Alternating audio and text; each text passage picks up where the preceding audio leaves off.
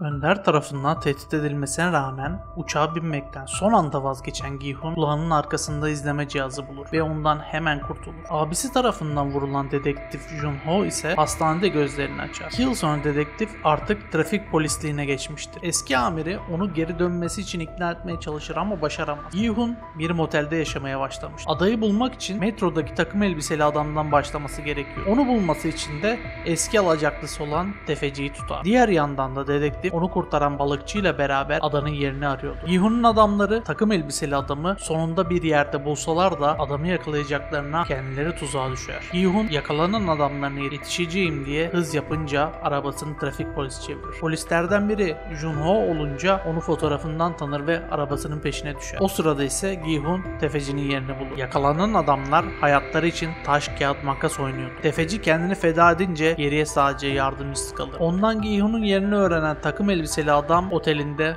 onu bekliyordu. Gi-hun takım elbiseli adamla yüzleşince ona sahibinle konuşmak istiyorum der. Rus rulet oynamaya başlarlar. Gi-hun'un şansı yaver gidince takım elbiseli adam kendini vurur. Gi-hun hemen takım elbiseli adamın cebindeki kartı alır ama tam o anda dedektif Jun-ho onu yakalar. Neyse ki imdadına tefecinin yardımcısı gelir ve onu kurtarır. İkili konuştuktan sonra işbirliği yapmaya karar verirler. Noel ise 1 yaşındaki çocuğunu bırakıp kaçan bir Kuzey Koreli kadındır. Bir gün kostümüyle beraber çalışırken kanser hastası bir çocuğu görünce ona verilen kartviziti aramaya karar verir. Gi-hun tefecinin yardımcısıyla beraber kartın üzerindeki kulübe giderler. 2 tane kare sembollü gardiyan gelir. Biri tefecinin yardımcısını etkisiz hale getirirken diğeri Gi-hun'u alıp götürür. Dedektif hemen içeri girer. Dişteki vericiden Gi-hun'u takip eder. Fakat Önder'in adamları bütün arabaların lastiklerini patlattıkları için son çare olarak Gi-hun kendini oyuna sokmak zorunda kalır. Noel ise oyuncu değil üçgen gardiyan olarak oyunlara katılacaktır. Dedektifle adamları hemen balıkçı teknesine atlayıp Gi-hun'un dişine takılan vericiyi izlemeye başlarlar. Gi-hun ise uyandığında kendini yine yeşil eşofmanlarla ve 456 numarasıyla bulur. Yanında ise bir medyum vardır. Gardiyanlar tarafından açıklama yapıldıktan sonra Gi-hun mahalleden arkadaşı Jung Bae'yi görür. Ona peşinden ayrılmamasını söyler. Teknedeki ekip ise sinyale çok ama çok yaklaşmış. Bir adaya çıkarlar.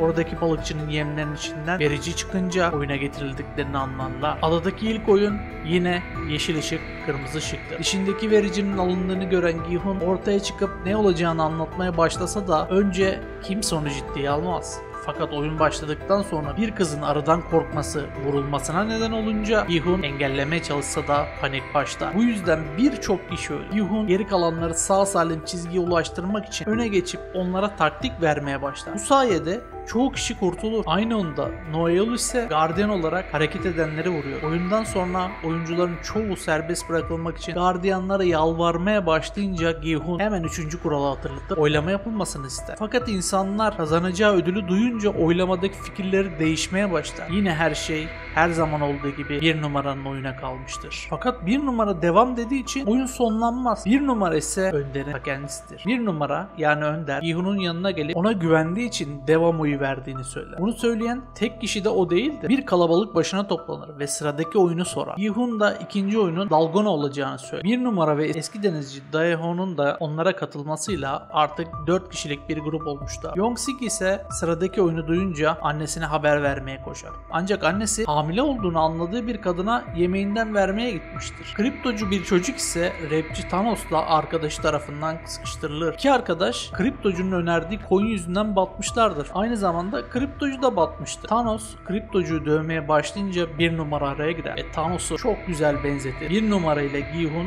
yalnız kalınca dertleşmeye başlar. Önder ona hasta karısının aynı zamanda hamile de olduğundan bahseder. Oyunda vücutları çok hasar almayan oyuncuların organlarının kaçakçılığı yapılıyor. Ama üçgen olan Noel buna izin vermemek için yaralıların da işini bitiriyordur. Bunun üzerine subay tarafından çağrılır. Subay ona organ kaçakçılığına yardım etmeyecekse engel de olmamasını söyler. Kriptocu eski kız arkadaşı Jun-hee ile karşılaşır. Bu hamile olan kızdır. Çocuğun kendinden olduğunu ve kızın çocuğunu aldırmadığını anlar. Sıradaki oyun ise Dalgona çıkmayınca insanlar Gi-hun'a kızsa da 5 kişilik grup olmak için acele etmeleri gerekir. Çünkü 6 bacak pentatlon oynayacaklardır. Birbirine bağlı bir şekilde her biri diye bir mini oyunu kazanıp pisti tamamlamaları gerekecek. Oynayan hiçbir grup pisti bitiremeyince herkes gerilmeye başlar. Sıra anne ve oğlun bulunduğu gruba gelir. Bu grupta onların yanı sıra bir medyum, bir trans ve onun arkadaşı var. İlk defa onlar pisti bitirip kurtulunca diğer takımlarında umudu olurlar. Gi-hun'un takımı 5. kişi olarak dayanamayıp hamile kızı alır. Ona rağmen bir şekilde pisti tamamlamayı başarırlar. Artık her oyundan sonra oylama olacağı için oyunu iptal etmek için ağız birliği yapmaları gerekiyor. Fakat Jung-bae gizlice devam oyu kullanmıştır. Hatta annesine söz vermesine rağmen oğlu Yong-sik de evet'e basar. Trans kadın bile devam tuşuna basmış. Kalan para insanların borcunun 1/10 bile olmayınca oy çoğunluğuyla oyun devam edecektir. 3. oyun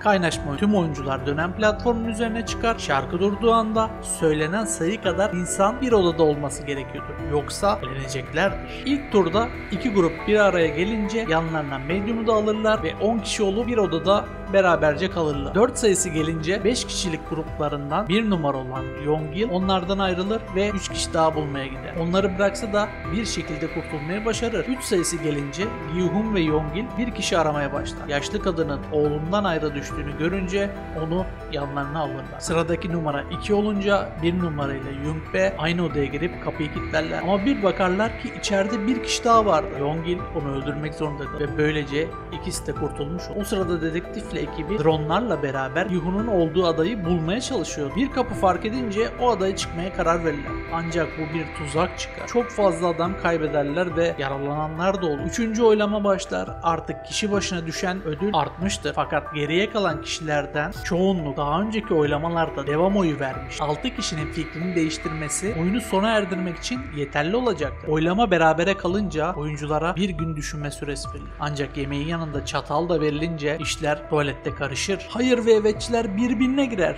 Thanos kriptocuğu boğarken kriptocu da bunun altında kalmayıp çatalını Thanos'un boğazına takar. Gi-hun'u arayan dedektif ve ekibinin içinde bir köstebek var. O da teknenin kaptanıdır. Kaptan dronları bozarken bir adama yakalanınca gören kişiyi öldürüp hiçbir şey olmamış gibi davranır. Tuvaletteki kavga yüzünden evet diyenlerin oyu azalınca evet ekibi ışıklar sönünce hayır ekibine saldırmaya karar verir. Ama Gi-hun müdahale etmek için gardiyanların odaya gireceğini biliyordur. Ekibini yatakların altına saklayarak hiç beklenmeyeni yapıp gardiyanlara birden saldırır. Böylece onları gafil avlar. Silahlarla beraber bir tane kara gardiyan esir alarak liderlerine doğru gitmeye başlarlar. Fakat gardiyanlar da karşılık veriyordu. Gi-hun ve Jung-bae beraber kontrol odasına doğru giderler. Ancak destek gerekince Yongil'den yardım isterler. O da kendisiyle beraber 2 kişiyi kumanda odasına doğru götürür. Yunju ise cephane almak için geri dönmek ister ama bunu duyan eski piyade Dae-ho ben giderim dese de aslında korktuğu için sadece geri dönmek istiyor. Odaya geri gelince savaşmaya bir daha dönmek istemez. Cephanesiz kalan ekip zor durumda kalınca Yunju geri dönmeye karar verir. Yongil ise artık oyunculara sırt çevirip yanında getirdiği 2 adamı vurur. Telsizden de kendisinin vurulduğu yalanını Gi-hun'a söyler. Yunju odaya dönüp cephaneleri bulsa da odayı birden gardiyanlar basar ve böylelikle odada mahsur kalır. Dışarıda kalan ekibin cephanesi bittiği için herkes teslim olmak zorunda kalır. Ancak iş işten geçmiştir. Yongil ise artık önder maskesiyle Gi-hun'un karşısına geri gelir ve gözleri önünde en yakın arkadaşı Jung-bae'yi acımasızca vurur. Bakalım 2. sezon bu kaldığı yerden koskoca bir 3. sezonu çıkarmayı başarabilecek mi? Çok merak ediyorum açıkçası. Güzel bir final sezonuyla nokta koyup yıllarca hatırlanacak bir dizi mi olacak yoksa bize keşke bir sezon kalsaydı da gerisini çekmeseler miydi dedirttirecek. 3. sezonda izledikten sonra onun incelemesini kanalımda bulabilirsiniz. Onun altında yorumlarda buluşalım. Emeklerim için bir teşekkür, beğeni ve kanala abonelik alırım. Kanalda şöyle bir gezmeyi unutmayın. İzlediğiniz için teşekkürler. Kendinize iyi bakın. Bay bay.